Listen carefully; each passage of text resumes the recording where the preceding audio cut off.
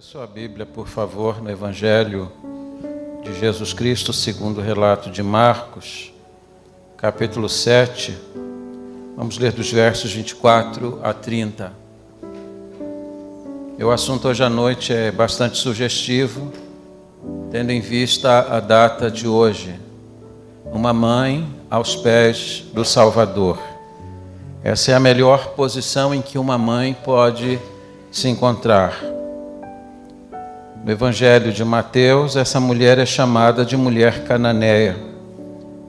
Mas nessa passagem, o subtítulo que aparece é a mulher cirofenícia. Se refere à mesma pessoa, embora nós tenhamos relatos bastante complementares. Diz assim a palavra de Deus: levantando-se, partiu dali para as terras de Tiro e Sidom. Tendo entrado numa casa, queria que ninguém o soubesse.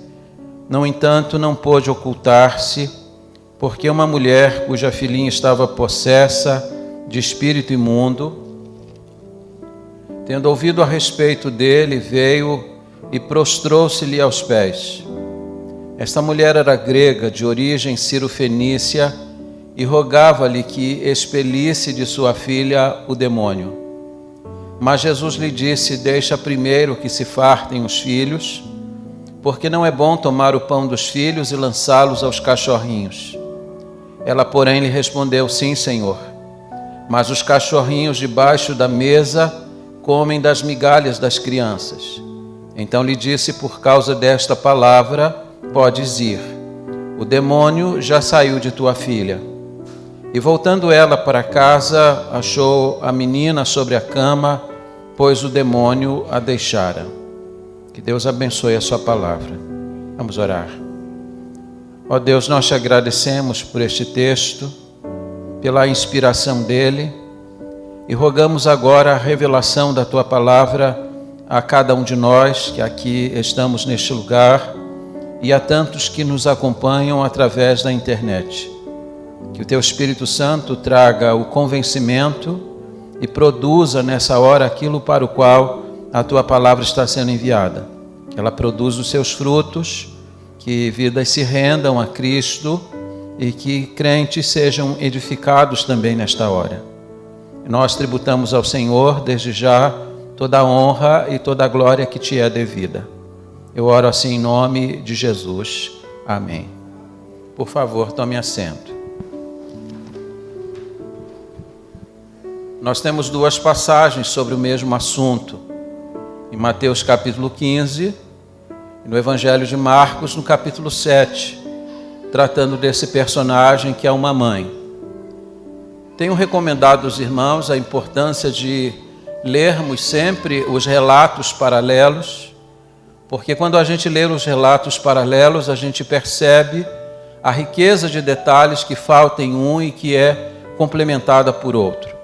De maneira que a gente ganha uma dimensão e uma compreensão muito ampla quando a gente lê os relatos a respeito do mesmo assunto, ainda que em livros e em passagens distintas. Escolhi o texto de Marcos por alguns detalhes que são importantes. Primeiro, lembrar que Marcos é o evangelho da ação. Aqui você vai sempre encontrar, quando você lê sobre algum evento que envolve a pessoa de Cristo, expressões do tipo imediatamente, logo a seguir, mostrando que Jesus era alguém que estava sempre em movimento. E aqui mesmo nesta passagem, o verso 24, começa dizendo: levantando-se, partiu dali. Marcos tem a preocupação de mostrar que Jesus nunca estava parado num lugar, que ele não apenas exercia um ministério itinerante, mas que Jesus estava sempre caminhando na direção de quem precisava dele, e por isso mesmo ele é retratado como o evangelho da ação. E aqui é importante que você note que Jesus está movimentando-se para uma terra gentílica, porque diz o texto que ele foi para Tiro e Sidom. Essa foi uma das pequenas ou uma das poucas vezes que Jesus deixou a Palestina para caminhar num território que era um território estrangeiro. Essa é uma oportunidade que Jesus está dando também aos gentios. Ele está caminhando numa terra em que normalmente ele não caminhava. E diz a Bíblia que ao chegar ali, Jesus entrou numa casa. A Bíblia não identifica essa casa. A gente não sabe de quem era essa casa. Se era uma casa de discípulo ou se alguém da cidade simplesmente por ouvir a respeito dele o convidou, mas o fato é que ele entrou ali. E ele estava sempre solícito para entrar em alguma casa.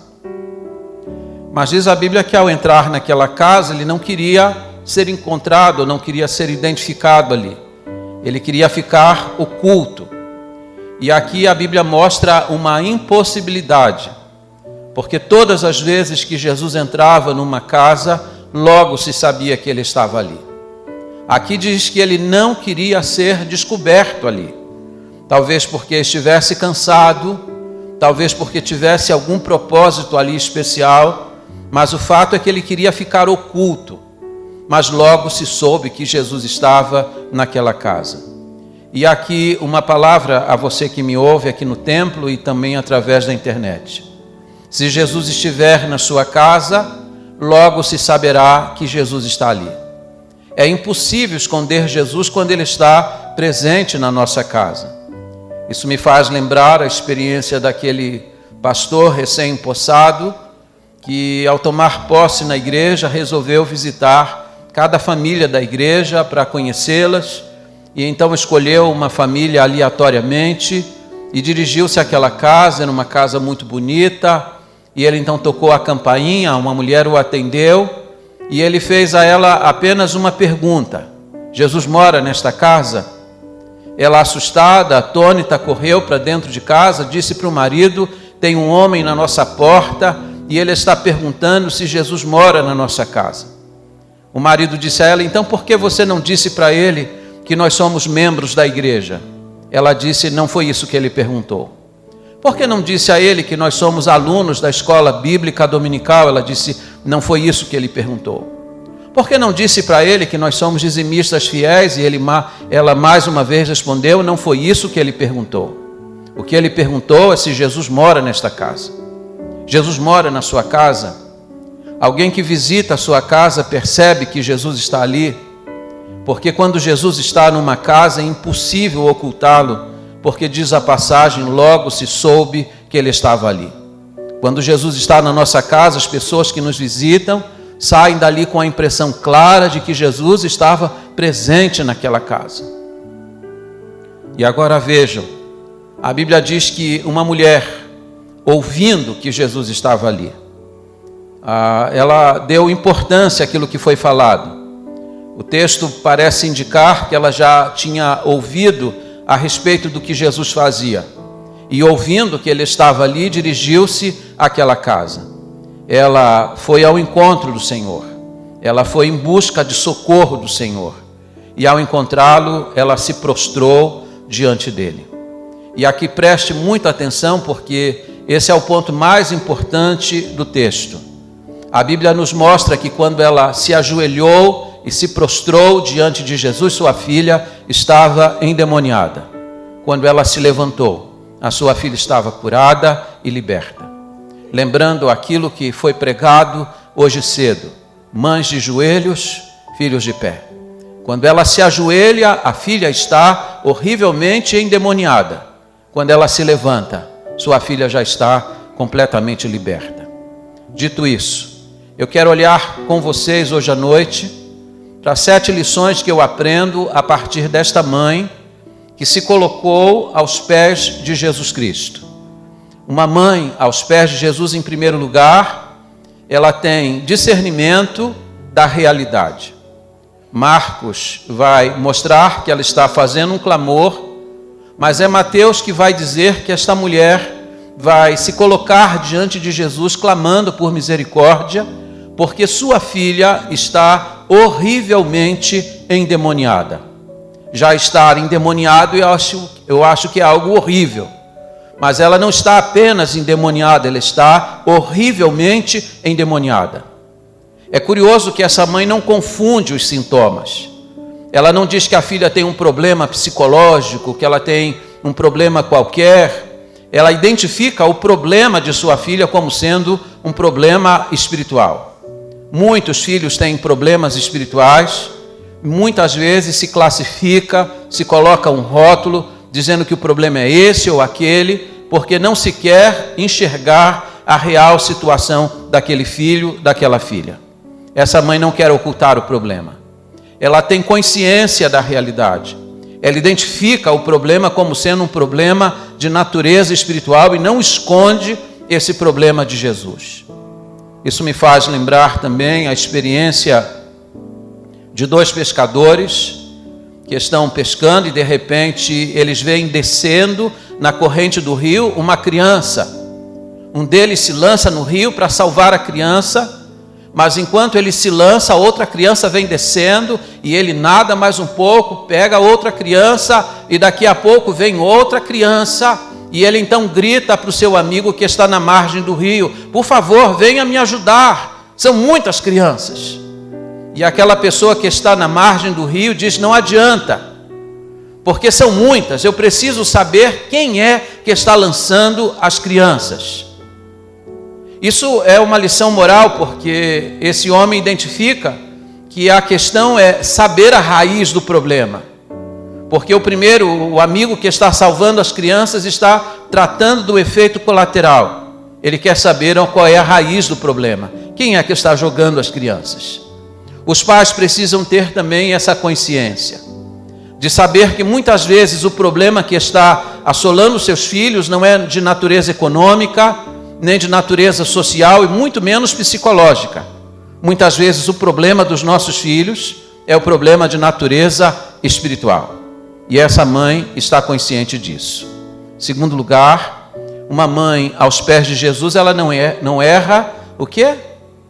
O endereço da bênção. Diz a Bíblia que esta mulher, quando soube que Jesus estava naquela casa, dirigiu-se lá e ao encontrar-se com Jesus, ela se prostrou aos pés dele. Note que ela não se prostrou aos pés de uma autoridade religiosa de Tiro e Sidom. Ela não se prostrou diante de um apóstolo, nem diante de uma divindade de sua terra, porque Tiro e Sidom, que era uma região pagã, tinha muitos deuses, mas ela não se prostrou diante de nenhum deles, senão diante da pessoa de Jesus Cristo. Ela reconheceu que diante de uma situação como a que ela estava vivendo, e a sua filha estava vivendo, ela precisava de alguém que tivesse um poder insuspeito. E ela tinha ouvido falar de Jesus. Quando falaram para ela de Jesus, disseram que Jesus libertava as pessoas, que Jesus curava as pessoas, e diante disso ela estava convencida de que precisava se colocar diante dele, e é diante dele que ela dobra os seus joelhos. Muitas pessoas têm problemas, muitas pessoas têm necessidades, mas na hora de buscar a resposta e a solução para o seu problema, batem na porta errada e dobram os seus joelhos diante de quem não deveria dobrar. Esta mulher está consciente de um problema espiritual e reconhece em Jesus Cristo aquele que pode lidar com essa situação. E note que quando ela encontra com o Senhor, de acordo com o relato de Mateus, ela disse: Senhor, filho de Davi. Esse é um detalhe que está oculto no Evangelho de Marcos, mas que está claramente identificado no Evangelho de Mateus. Ela chama Jesus de Senhor. De acordo com a palavra do apóstolo Paulo, em 1 Coríntios 12, no versículo 3, a parte B do versículo, ele disse que ninguém pode chamar Jesus de Senhor, senão através do Espírito Santo. Essa mulher teve um discernimento, não apenas do problema, mas do discernimento a respeito de Jesus Cristo. Ele é o Senhor. Ela recebeu uma revelação acerca disso.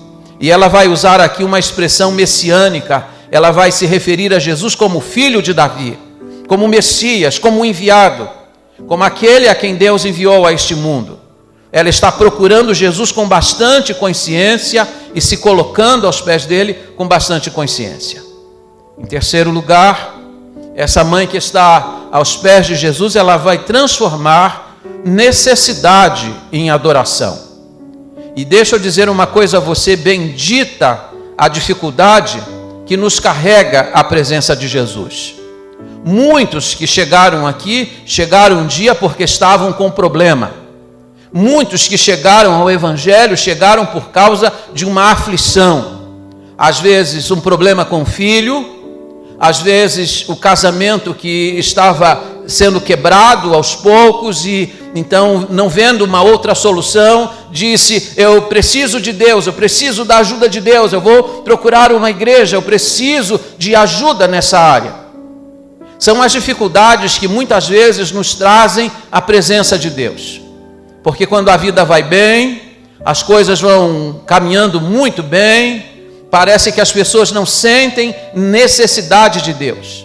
Mas quando uma dificuldade bate à nossa porta, quando uma dificuldade entra dentro do nosso lar de uma forma avassaladora, muitas vezes nós somos impelidos à presença do Senhor.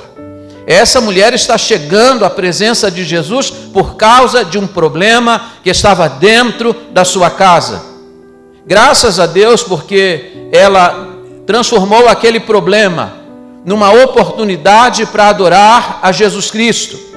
Na sua necessidade, ela se prostrou diante de Jesus, reconhecendo o seu senhorio e reconhecendo que ele é o Messias vindo da parte de Deus. A necessidade muitas vezes tem esse mérito.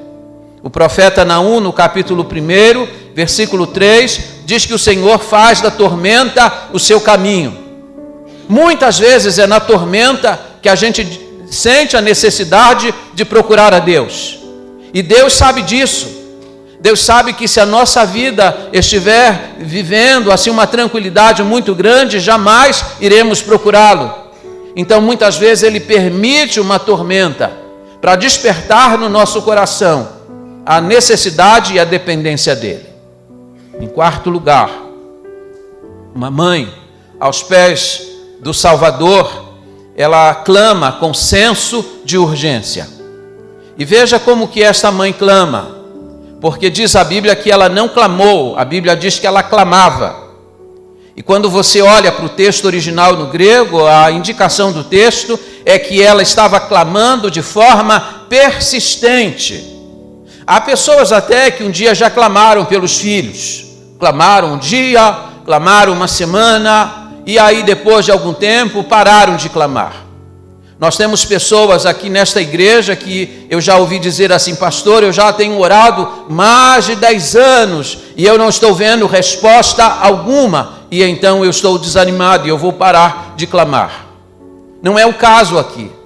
A indicação do texto é que ela foi bastante perseverante, ela foi bastante insistente e ela continuou clamando até obter uma resposta da parte de Jesus. E ela está clamando assim porque ela traz uma necessidade urgente. Sua filha está horrivelmente endemoniada. E aqui perceba um detalhe importante do texto, porque essa foi a primeira e a última vez que Jesus foi à região em que ela morava. Ela, que vivia naquelas cercanias, teve uma oportunidade bendita. Eu chamo isso de providência divina. É quando Jesus faz seu caminho atravessar o nosso caminho. Aquela era a sua primeira oportunidade, mas aquela também era a sua última oportunidade. E quando ela soube que Jesus estava ali, ela agarrou a oportunidade e clamou até ser atendida. Uma mãe que está aos pés de Jesus Cristo, clamando pela vida dos seus filhos, precisa ter noção da urgência disso. O problema dos nossos filhos é um problema urgente, que precisa ser solucionado com urgência, porque a eternidade está diante deles.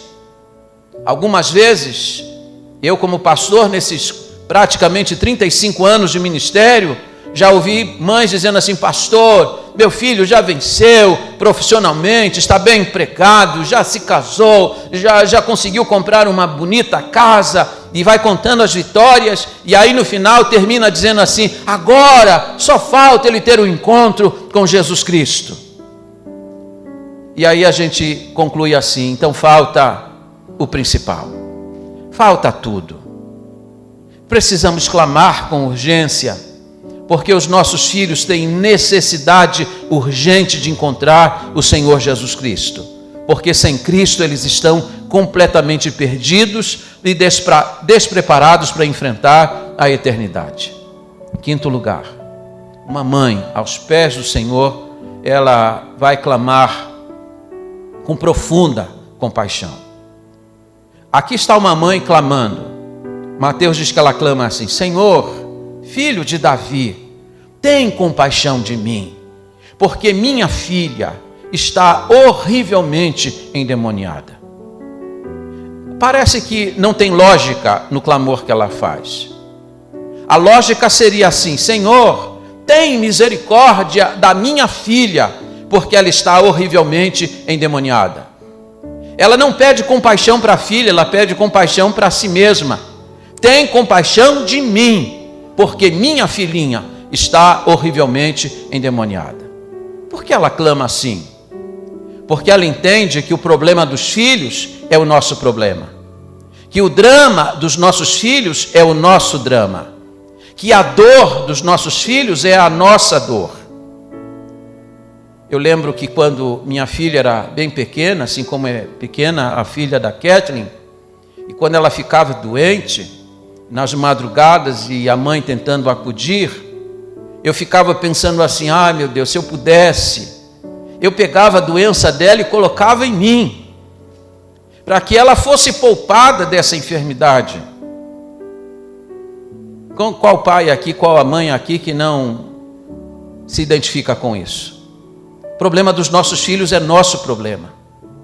Quando um pai vai clamar a Deus, uma mãe vai clamar a Deus em favor dos filhos, está tratando de uma dor que está doendo dentro do seu coração. E é isso que muitas vezes os nossos filhos não entendem. Não entendem que a nossa dor é por causa da dor que eles estão sofrendo. E é por isso que a gente precisa ter um carinho muito especial pela vida dos nossos pais, porque muitas vezes nós não compreendemos as atitudes deles, mas sempre existe uma razão por trás de tudo isso. Aliás, eu ouvi a respeito de uma menina cuja mãe tinha a mão toda deformada. Era uma mão muito feia e ela tinha vergonha da sua mãe. Quando as amiguinhas do colégio diziam: vou na sua casa, ela dizia: não, vamos na casa de outro colega. E ela sempre encontrava um jeito de desviar as pessoas da sua mãe, porque ela tinha vergonha da mão de sua mãe, porque era a mão mais feia do mundo. Mas um dia, conversando com a mãe, curiosa, ela perguntou: mamãe, por que a sua mão é assim? E a mãe então começou a contar para ela. Teve um dia em que a casa em que morávamos pegou fogo, e você estava deitada em um berço no seu quarto, e ninguém queria entrar na casa, e eu, com muita coragem, entrei na casa, desafiei o fogo para salvar sua vida. Entrei no seu quarto, tirei você do berço, aconcheguei você no meu corpo, mas quando eu fiz isso, as minhas mãos foram queimadas. As minhas mãos foram queimadas para salvar a sua vida. Aquela filha em lágrimas disse para sua mãe: oh, minha mãe, eu não sabia disso, pois eu devo lhe dizer hoje que as suas mãos são as mãos mais bonitas do mundo. A dor dos nossos filhos é a nossa dor. O sofrimento dos nossos filhos dói dentro do nosso coração. É preciso que os filhos saibam disso. Então nunca censure a atitude dos seus pais por não entender porque eles estão dizendo e agindo de determinadas formas. Em sétimo lugar, uma mãe que clama aos pés do Salvador. Ela clama e ela enfrenta qualquer obstáculo. E se vocês observarem esta passagem, vocês vão perceber 3 grandes obstáculos que essa mulher enfrentou. O primeiro obstáculo que ela enfrentou foi o silêncio de Jesus. Mateus diz que ela vinha clamando: Senhor, filho de Davi, tem compaixão da minha filhinha, ela está horrivelmente endemoniada. E diz Mateus de forma clara, mas Jesus não lhe respondia palavra. Ela clamava, mas Jesus ficava em silêncio. Ela orava, mas Jesus não respondia a sua oração. Ele não lhe respondia palavra. Já houve situação em que você orou e o Senhor pareceu não responder? Já houve tempos em que você clamou e parece que o Senhor ficou indiferente ao seu clamor? Ela experimentou isso. Ela vinha clamando, mas Jesus não lhe respondia palavra. Mas quando Jesus não responde, não é porque Jesus está indiferente. Jesus está trabalhando a situação. Jesus está trabalhando a vida dela. Existe uma estrutura para ser quebrada e Ele faz isso começando através do silêncio. Silêncio de Jesus não significa indiferença. O segundo obstáculo que ela vai enfrentar é a postura dos discípulos do Senhor. Porque Mateus diz que à medida que ela clamava, e clamava insistentemente, os discípulos ficaram inquietos e ficaram um tanto irritados com o clamor dela, e a sugestão dos discípulos foi esta: despede-a, porque ela vem clamando através de nós. Note que a palavra dos discípulos não foi atende-a. A resposta e a sugestão deles foi despede-a. Eles não estavam interessados nela. Ao que Jesus vai responder que ele não foi enviado senão as ovelhas perdidas da casa de Israel. Nós, muitas vezes, que somos os discípulos do Senhor, e somos indiferentes àqueles que estão à volta, cumprindo um desserviço ao Evangelho, como os discípulos estavam cumprindo aqui neste episódio. O terceiro grande obstáculo que ela vai enfrentar é a resposta de Jesus. E ouça o que eu vou lhe dizer onde você está neste auditório. Às vezes, mais difícil do que o silêncio do Senhor é a resposta do Senhor. E às vezes a gente fica clamando pela resposta, mas às vezes a resposta é que vai nos jogar numa crise maior. Abacuque ficou clamando na sua torre de vigia, porque ele via a maldade do seu povo e dizia: o Senhor não vai responder, o Senhor não vai agir. Deus, eu estou aqui esperando uma resposta. E diz a Bíblia que Abacuque clamou, aí então Deus respondeu. Deus disse: pois então você quer uma resposta? Eu vou lhe dar uma. Eu vou enviar uma nação pagã e o seu povo vai ser levado para o cativeiro. Pior do que o silêncio de Deus foi a resposta de Deus. Esta mulher está clamando por sua filha. Primeiro Jesus ficou em silêncio, mas agora Jesus vai responder. E vai dizer para ela: eu não fui enviado senão as ovelhas perdidas da casa de Israel. Eu pergunto a vocês, ela era da casa de Israel? Não, diz a Bíblia que ela era uma mulher grega, era uma mulher de origem sírio-fenícia. Ela não era da casa de Israel, portanto Jesus está dizendo para ela: eu não vim primeiramente para você. Segundo, Jesus vai dizer para ela: não é bom tomar o pão dos filhos e dá-los aos cachorrinhos. Jesus, que parece que havia tratado ela com indiferença, agora está tratando com uma dureza muito grande. Jesus está agindo com ela aparentemente de forma muito preconceituosa. Está comparando ela com uma cadela, aparentemente, diz o texto. Isso hoje seria crime.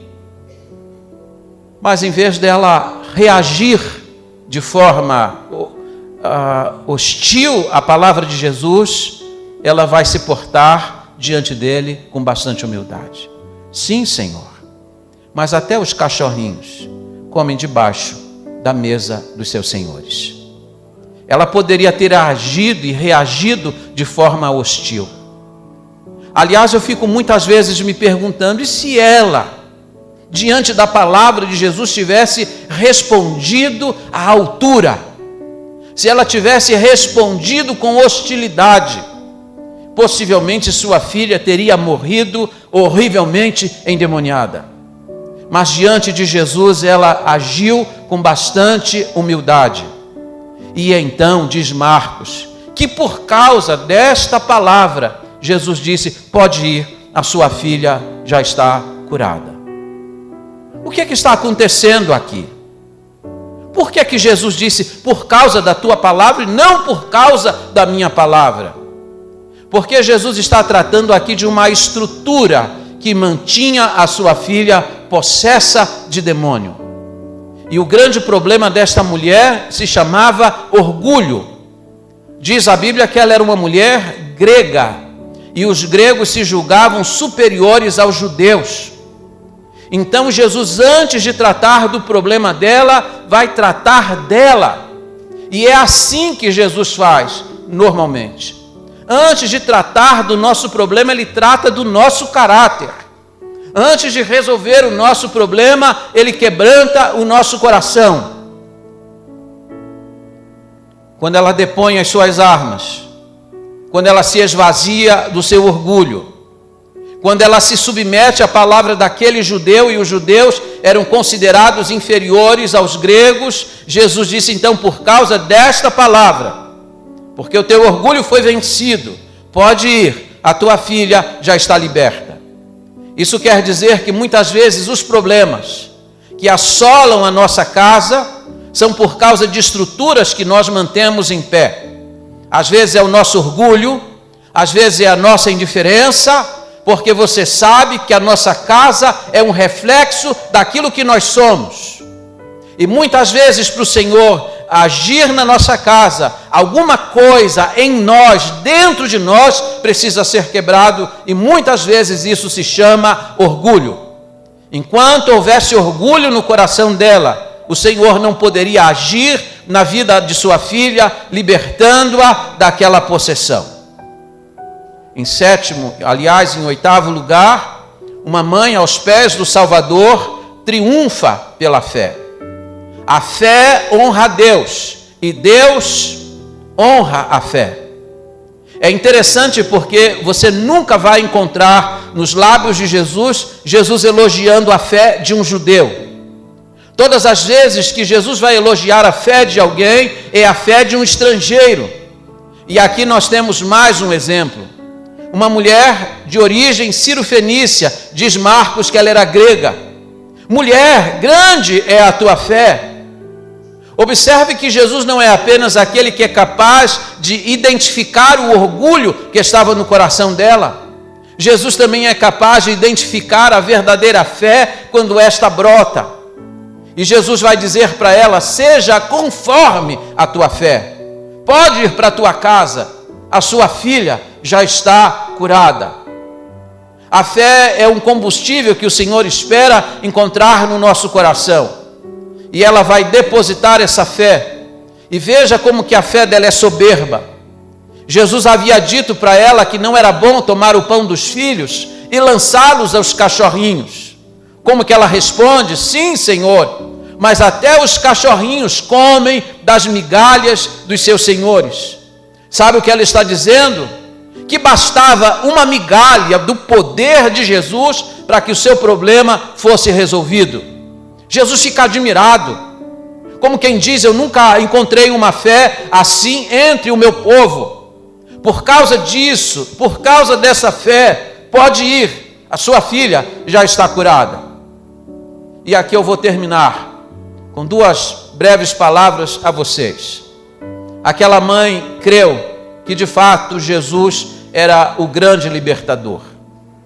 Ela certamente já tinha procurado autoridades, já tinha procurado médicos, mas naquele dia, ouvindo falar de Jesus, creu que de fato ele podia trazer solução para um problema tão grave. O problema de sua casa era um problema espiritual. E aqui perceba um detalhe. Quando você lê esse relato, e Mateus vai dizer que ela vinha clamando, a minha filhinha está horrivelmente endemoniada.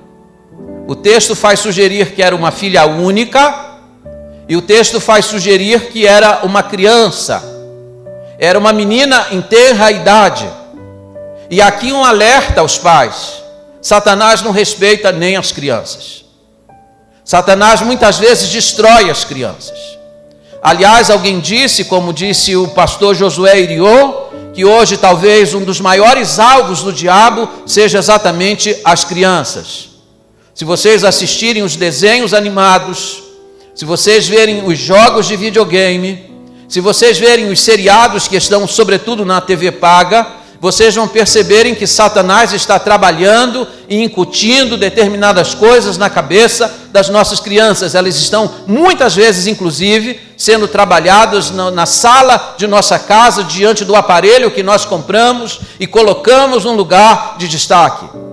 O diabo não tem escrúpulos. Muitas vezes ele trabalha para destruir, inclusive, os nossos filhos, mesmo ainda pequenos.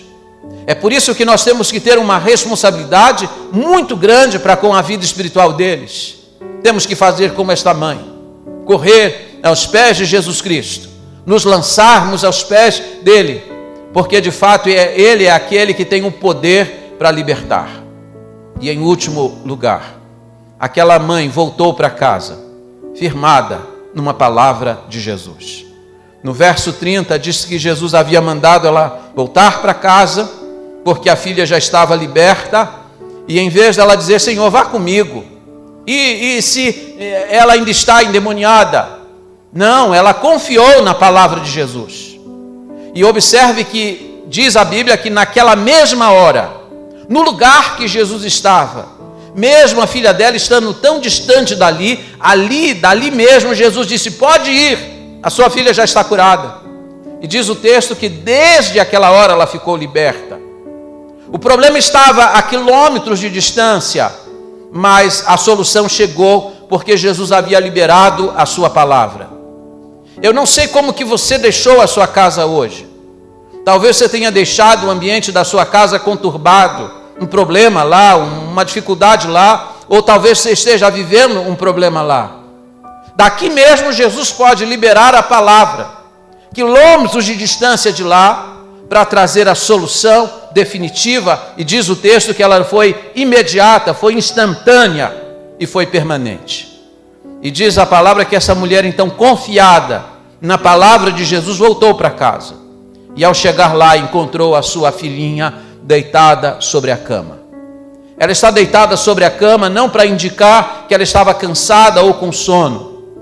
O que a Bíblia quer mostrar é que ela está serena, ela está liberta, ela está curada. Jesus havia feito uma obra, e quando a Bíblia diz que ela está deitada, é porque certamente não era assim que a mãe sempre a encontrava. Naquele estado de horrível possessão, essa menina devia estar agitada dentro de casa, mas agora Jesus havia pacificado o seu coração e a sua alma, então ela podia deitar-se e descansar. Esse mesmo poder continua disponível hoje. O mesmo Jesus que agiu em favor desta mãe está disposto e pronto a agir diante do clamor de qualquer mãe que se faz presente neste lugar. Qual é o estado dos seus filhos? Muitas vezes nós damos desculpas. Dizemos, não, o problema dele é esse, não, o problema dele é aquele. Muitas vezes nós não fazemos como fez esta mãe. O problema do meu filho é de natureza espiritual. E para um problema espiritual só existe um que pode trazer solução definitiva e permanente: Jesus de Nazaré. Então eu vou fazer como fez esta mãe. Eu vou me colocar aos pés do Salvador. E eu vou clamar ao meu Salvador. E mesmo que meu filho ou minha filha esteja a muitos quilômetros de distância, eu vou confiar em Jesus para que Ele libere a palavra do poder, para que onde estiver o meu filho, ele seja alcançado pela graça do Senhor. Vamos fazer isso agora? Vamos nos colocar em pé? Eu quero concitar você, eu quero exortar a sua alma a mais uma vez neste dia levantarmos um clamor em favor dos nossos filhos. Pressuponha onde ele está agora. Para lá, para cá, para lá ou para cá. Não sei em que direção você acha que ele está e que você presume onde ele esteja agora. Mas eu queria que você fizesse pela fé alguma coisa comigo que eu acho que é significativa. Eu acho que a minha casa está para lá. E é lá que está a minha filha agora. Meu genro, minha esposa. É para lá que eu vou estender as minhas mãos agora. Mas se você acha que a sua casa está para lá, ou para cá, ou para lá, ou para lá, não importa. Eu queria que você levantasse a sua mão agora, em direção ao lugar em que você acha que seu filho se encontra. e peça a Deus a intervenção do Senhor na vida dele. Creia que Jesus nunca falhou. E aqui uma palavra para o seu coração: Jesus nunca despediu ninguém sem antes trazer uma solução final e definitiva. Ponha-se aos pés do Salvador, porque o seu poder continua atuante. Vamos orar, vamos clamar nesta hora. Levanta um clamor comigo em favor da vida do seu filho. Ó Deus bendito, Deus poderoso e santo, nós entramos na tua presença confiadamente, porque a tua palavra nos orienta assim. O autor de Hebreus diz que Jesus nos abriu um caminho vivo e novo através do seu sangue. E é por esse caminho que nós entramos na tua presença de forma ousada e decidida. Clamamos em favor dos nossos filhos. Pedimos por aqueles que estão nas mãos de Satanás, aqueles que estão presos no cabresto do mal e do pecado, suplicando agora, em nome de Jesus, que eles sejam libertos. Queremos dizer ao Senhor que nós não criamos filhos para povoar o inferno. Nós criamos filhos para servirem ao Senhor no seu altar. Pedimos agora a intervenção do Senhor na vida deles. Desperta o coração deles e coloca no coração deles um amor por Jesus Cristo.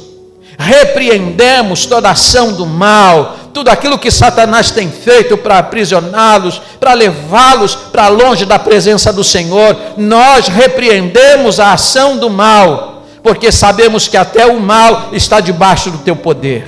Ó Deus bendito, liberta os filhos e traze-os para servir no teu altar. Que os jovens se coloquem no teu altar para te servir com alegria, amando Jesus Cristo e a Deus sobre tudo. Dá-nos esta bênção. Nós suplicamos a tua bênção para a nossa casa, para a nossa família, porque a dor dos nossos filhos dói dentro do nosso coração. Nós te pedimos isto nesta hora, em o nome bendito e santo de Jesus Cristo. Amém.